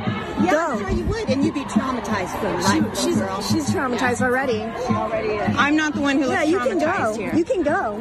You're right. You can go. We're a little old. We're gonna stay together. We're gonna stay together the rest of the day. How do you say you're for women, but then we're gonna stay together? Shut the up, bitch. How would you? Why are you antagonizing people? Why are you antagonizing people? Evidence of Why are you antagonizing people? That is disgusting. No, she's Come with your elders. Come with your elders, please. We've been fighting for this for 50 years. She's so young. I hope you guys have a good day. You guys hear that? Did you see that? You see these the communist women, liberals? I'll give them liberals here. That's a summary of them. That's a summary of them. They're liberal women. But did you hear that? Let her get raped. So someone that is about women's rights actually wants to see another woman get raped. That's how they think. They immediately go to violence. Why? Because logic actually causes them to short circuit. Critical thinking causes them to short circuit. Any disagreement that someone has principles on causes them to short circuit because they superficially have maybe 5 to 10 seconds worth of conversation and talking points. And then after that, all bets are off because their substance is non-existent after that. And that was a shame that 60-year-old woman would say that to that 20-something-year-old pro-lifer that's there. And then did you see the young liberal in training, the liberal in training, LIT? Well, yeah, she's a little lit. But did you see her, the derangement, the anger, the profanity, right? Why? Because they cannot articulate their thoughts. Okay? They can't articulate. They're mad that another woman has a completely different view of them, and a view than they do, and they don't know how to deal with it. Because I guarantee for the longest time, they were encircled with their own, and they were in a little echo chamber, and they never learned how to deal with someone that had different opinions of them. Communists. We all have to think a certain way. If we all don't think a certain way, I have to kill you. Communists. Look them up. They do it. Okay, that's how they act. They're irrational, crazy, use violence, and all that. With all that, they spin it onto us as we're the violent group here in America because we just want our nation to be normal again. Right? So like their language, their behavior, it's just something we constantly have to get used to dealing with and calling it out and fighting back and pushing back on it. That lady did a great job standing her ground, not being intimidated by them, because that's what they try to do. They try to intimidate you, right? They get loud. They encroach on your space, right? They know what they're doing because they're looking for you to kowtow. They're looking for you to give up that inch because that's what they want. And you see what happens when she didn't give that inch? What happened? They left. So that young lady did a hell of a job there, standing her ground, not giving up to them, standing on principle. And you see what happens when you stand on principle with these people. They have to bow down because they know their arguments make zero sense. And you're telling me that older 60-year-old woman is just fighting for abortion in case a woman gets raped, she has the ability to have an abortion? I'm sure that's the reason why. Let's be honest here, right? She wants women to have the ability to kill a baby whenever they want because it exercises power for them.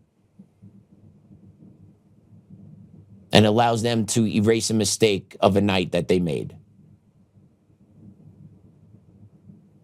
That's what it does. It takes away accountability.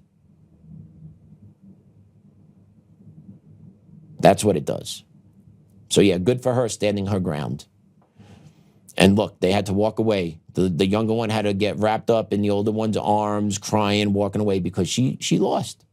Because she had no rational thought, no critical thinking skills, no ability to actually articulate why she supports abortion, right? Because honestly, if she said it on camera, probably the only thing she would say is, I want to be able to kill a baby if I'm pregnant. That's probably the reason why. I want to have that power to make that decision. That's probably what it was. So yeah, that was a powerful video in my opinion. Very powerful. And then you have the commies running New York City, right? You got Comrade Mamdani. And he's got a new member, he's got a new kind of department. He's starting off, it's called the Office of Mass Engagement.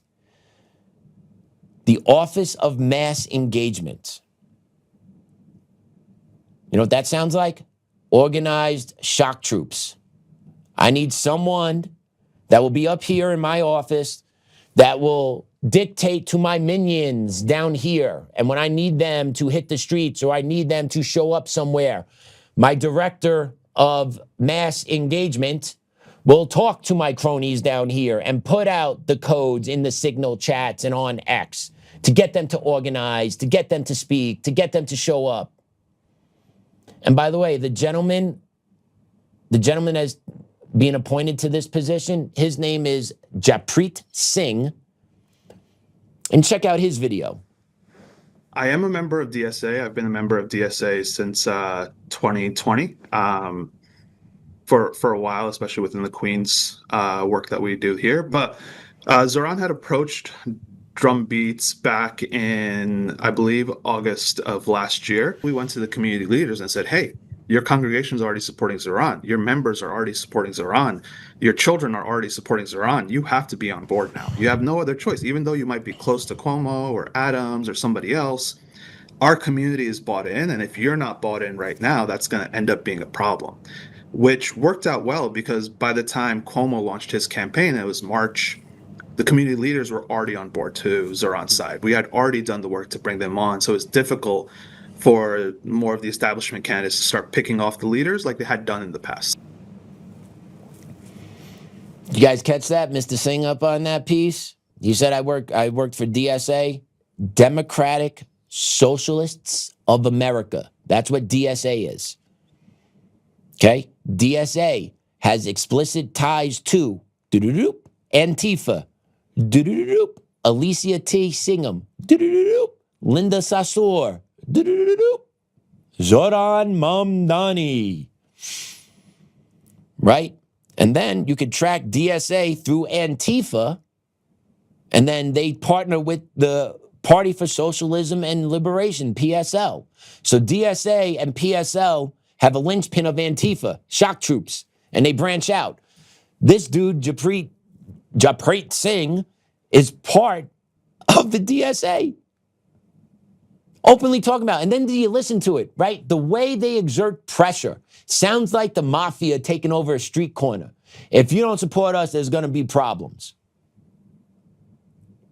Did you notice on that whole call, did he even articulate to anybody why people are backing Mamdani? No. Because it's all bullshit. It's all fake. It's all smoke and mirrors. But you got this guy who's a straight up part of the DSA saying, yeah, I'm in charge of the Office of Mass Engagement, and this is how we're going to do it. That's the mouthpiece for the shock troops in New York City. Pay attention over what happens over the next 4 years. It's going to be fun to watch. Sucks for the people that live there. I have friends that work there, that live in the city, right? Sorry guys, but not going to lie, I'm going to be interested to watch. But I think you guys will be okay. My boys should be okay in New York. And then you got the Supreme Commander of New York, Supreme Commander Mamdani, talking to the press yesterday. He basically said, we broke. Listen up. New York City is facing a serious fiscal crisis. There is a massive fiscal deficit in our city's budget to the tune of at least $12 billion. We did not arrive at this place by accident. This crisis has a name and a chief architect. In the words of the Jackson 5, it's as easy as ABC. This is the Adams budget crisis. In 2025, that dude, watch him. He's dangerous. He's a snake salesman. He's a snake oil salesman. He's Obama, all wrapped into one. Watch him. Okay? Because he's laying the budget deficit on Adams, who was the previous mayor of New York City, which I completely understand. But Adams was just following the policies that Mamdani was going to follow. So if Mamdani was mayor during Adams' last term, do you think Mamdani would allow open borders into New York City? Do you think he would support illegal immigrants with everything that Adams did? Of course he would. He'd probably give them more. So maybe you're seeing behind, that's expensive. Shit, that's a lot of money. Man, that's a lot of money. All right, but what I'm going to do here is I'm going to tax the wealthy in New York City because that's his only answer, right? So he's going to run this city into the freaking ground. He is going to bankrupt New York City. I never thought I would say this, but he might be the first person to bankrupt New York City with his social programs. And now he's offering this new auditing system. He's not going to use Doge. He's not using Doge because, but we're going to see which offices get the best bang for their buck, and that's how we're going to determine what we're going to cut. All right, buddy, good luck. Good luck, Comrade Mandani in NYC. Accountability is a bitch. People hate it. I love it. I love it when it's happening, right? The other ones, the ones that are actually being held accountable for the crimes that they did, for the treatment of the American people, they're squirming all over the place. And also, I don't want us to forget. We need Dr. Fauci in cuffs. We need Alejandro Mayorkas in cuffs. We need Obama in cuffs. We need Joey B in some cuffs, a little Kamala Harris, a little Roy Singham. Neville Roy Singham, a little George Soros, a little Alex Soros, a little Nancy Pelosi. Right, we need to get all these guys cuffed up because that will actually beat back the counter-revolution, right? We strangle off their monetary source. We get a couple of their big ones cuffed up. We'll see how everyone else folds into place. And that's where we're going. At least that's where I believe we're going. And if we don't go that way, Lord help us, because they will come and get us after the midterms and the presidential, right? So step by step, day by day, it's building. The question is, who's going to be the first one? Who's really going to be the first one that Trump hits? That everyone's going to be like, oh shit, this is real. Who's it going to be? I don't know. I'm looking forward to it, though. I am telling you that. I am completely looking forward to it. So yeah, that's my take on it. Once again, that's one man's opinion. Take it for what it's worth. I appreciate you all hanging out with me and being supportive in the comments. I've seen I got some good comments today. I appreciate that. I am getting a little more comfortable doing this. Yes, I am. My beads, my boy made them for me. He makes sure I take them with me to work every day. So I make sure I take them to work with me every day. I wear them every day. And I make sure he gets to see the podcast. He gets to see some of it with Mom. Mom plays it for him on Rumble, so he gets super excited when he sees Dad on the screen with the beads on. He loves it. So yeah, I'm going to keep doing it till my boy says no more. Self-accountability is the largest casualty of American freedom and free agency. Everyone has it, and I see it so far from what it's supposed to be daily. Absolutely. No one wants accountability when it's for them, right? Everyone wants to see accountability elsewhere. But when the accountability hits you in the face, it's like, ooh. And we've lost our way as Americans because we started to make excuses for everything. We start to rationalize everything. And we let things go. Right? And anyone that has kids, you know this, the more you let them get away with certain things, the bigger it's going to become. The worse it's going to become until you shut it down as the adult in the room. Trump is trying to be the adult in the room. He needs to be the adult in the room. And he needs to shut this down. Yeah, I'm down with that, Susan. Clinton's in cuff. Yeah, you better believe. That'd be great to see. What'd they just do? They defied Congress too, didn't they? Didn't they blow off a subpoena to testify before Congress a couple of weeks ago? So yeah, what's going on with that? Rules for thee, not for me. Maybe not yet. Maybe someday. But we will see. Beads look like Native American powwow beads. Got a Tupperware full of beads that my wife gave my boy. My boy put them on this. This is what we got. So yeah, New Yorkers haven't woken up yet. It's tough. It's really tough to explain New York because you got so many different areas. Quick breakdown from Queens east, which is Long Island. You get Nassau and Suffolk County. That is probably, I say, 70, 80% red. Then you have Queens, Brooklyn, Bronx, Staten Island, Manhattan. That's the 5 boroughs. I would say that's about 80% blue. And now within that is the populace of New York State. That's where the majority of the New York State live, is within those 5 boroughs. And then you go up a little bit into Yonkers and New Rochelle. That's more of an extension of the blue. And then you go upstate to Albany, that's another blue hub, and then the majority of the state is red. So on the outskirts basically have woken up. Long Island, upstate have woken up. It's the city that has not. The city has not. And the city is turning over demographically. More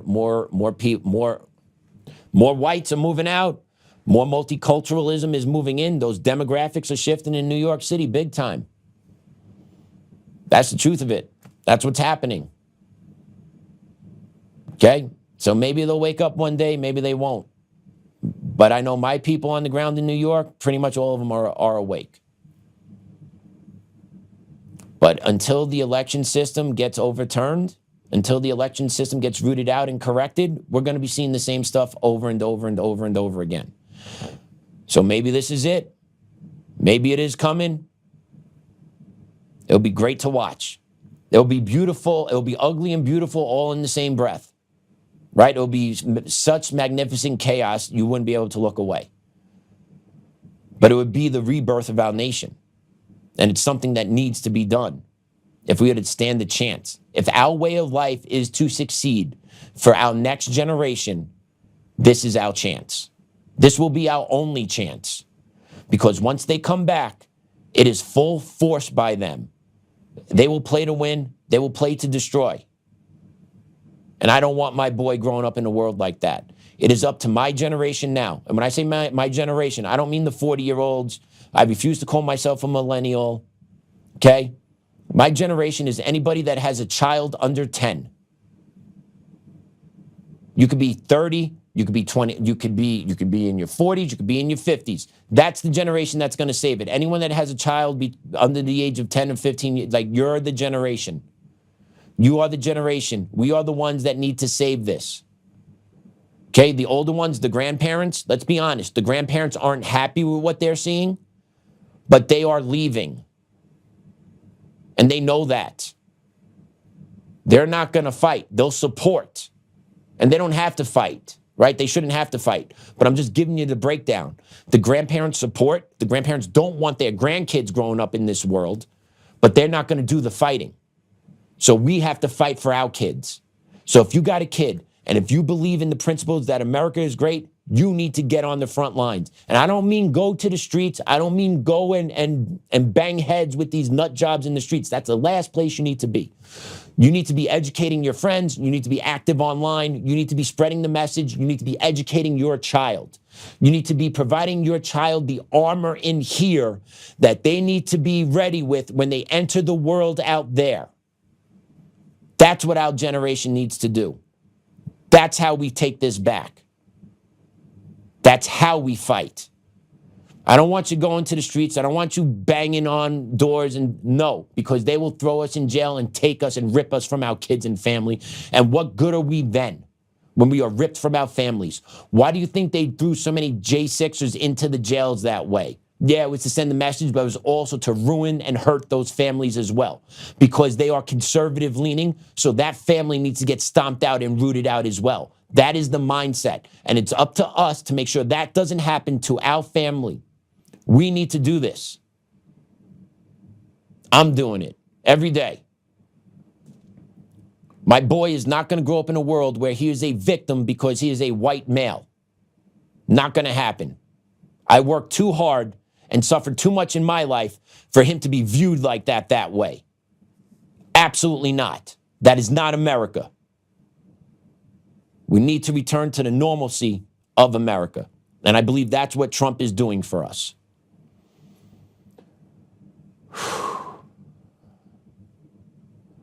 All right, let me pray us out.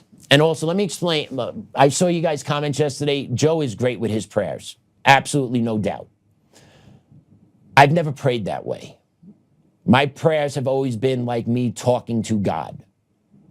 And typically talking to my family that has passed, specifically my grandparents, are typically who I talk to through prayer. And my father. So I appreciated that in the comment. I'm just letting you guys know. Like that, Joe and I have two totally different styles, and Joe is great with it. And that's the reality. But I'm going to keep trying to do me, and Joe's going to obviously keep doing him, man. But I just wanted to give some insight into that. So let me pray us out. In the name of the Father, Son, Holy Spirit, amen. Dear Lord, thank you for another tremendous opportunity to sit in this chair and share this message with our untamed community. Thank you, Lord, for my wife, my child, my family that I love every day. I appreciate it. Dear Lord, just continue to give me the patience and the wisdom to carry on what I need to keep doing in this world, to provide a stable home for my child, to provide money for my family, to provide a protective home for our love.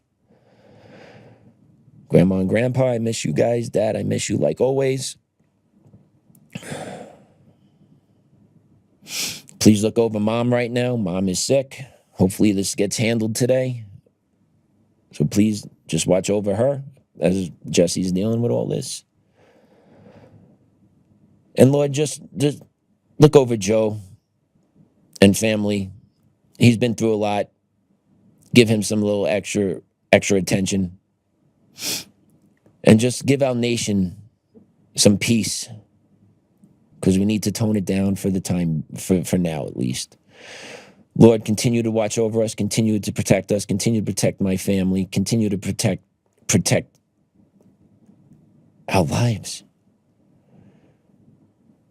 Our Father who art in heaven, hallowed be thy name. Thy kingdom come, thy will be done on earth as it is in heaven. Give us this day our daily bread, and forgive us our trespasses, as we forgive those who trespass against us. And lead us not into temptation, but deliver us from evil. Amen. All right, everyone. Have a great day. We'll see you tomorrow.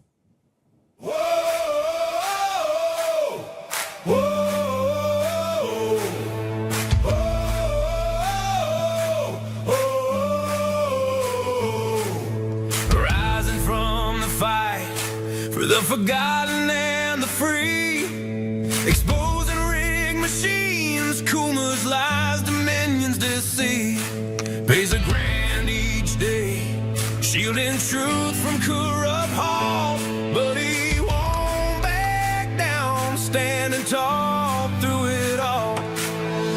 Martin, Tina Peters break the chains that bind her tight, hand count votes and one day bring the fraud to light. No more mailing scams, no machines to steal the night, restore the people's voice, make Colorado right. Governor Oltmann, lead us bold and true, badass for the have-nots, fighting through and through. Abolish property tax, cut the tolls away, shrink the bloated state, let the people have their say. It's our rally call, truth and freedom rise and watch the tyrants fall. Untamed Colorado, strong and proud, we'll be one man for the people, set our great state free. Help the single moms, bring back trade school strong, opportunity for youth, where the brave belong. Audit every NGO, ban the wolves that roam, reclaim our stolen land, bring the power home. Eric Coomer's fraud, Dominion's rigged design, expose the stolen votes, cross the dangerous line. No more victimhood, no chains on you and me. He's running for governor for real liberty. Smash the fraud machine, pardon heroes jailed, for the have-nots rising, truth will never fail. One warrior defies the corrupt elite, Colorado reborn, strong on our feet. Governor Oltmann, lead us bold and true, badass for the have-nots, fighting through and through. Abolish property tax, cut the tolls away, shrink the bloated state, let the people have the say. Governor Oltmann, it's our rally call, truth and freedom rise and watch the tyrants fall. Untamed Colorado, strong and proud, we'll be one man for the people, set our great state free.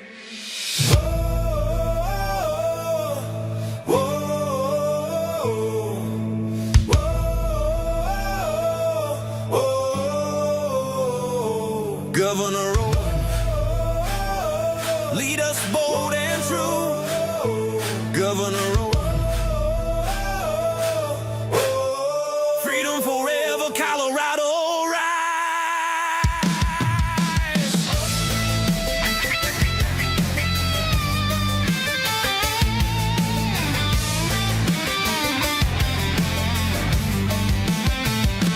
Governor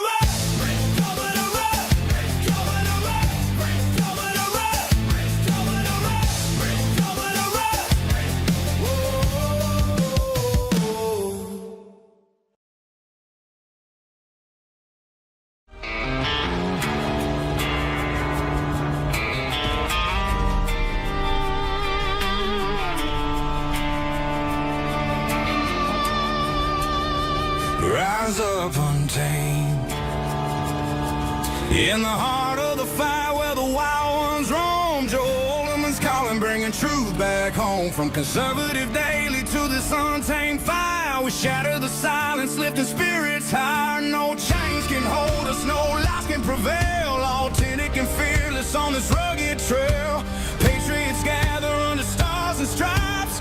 Untamed nation, igniting the nights. Untamed nation, let the truth roll out in this land of the free. Standing proud from sea to shining sea, we won't back down.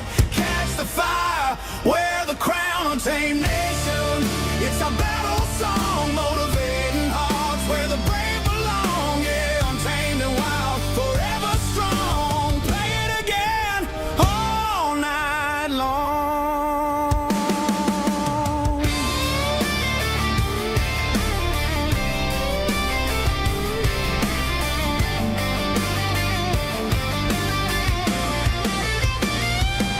Break the mold, chase the real.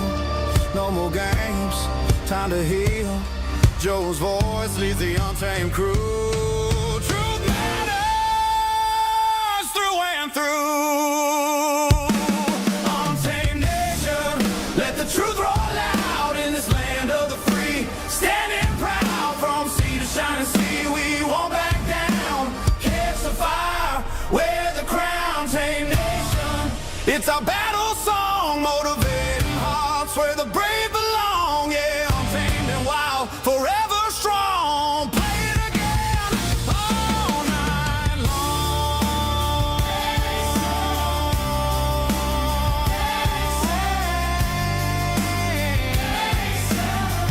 Truth forever.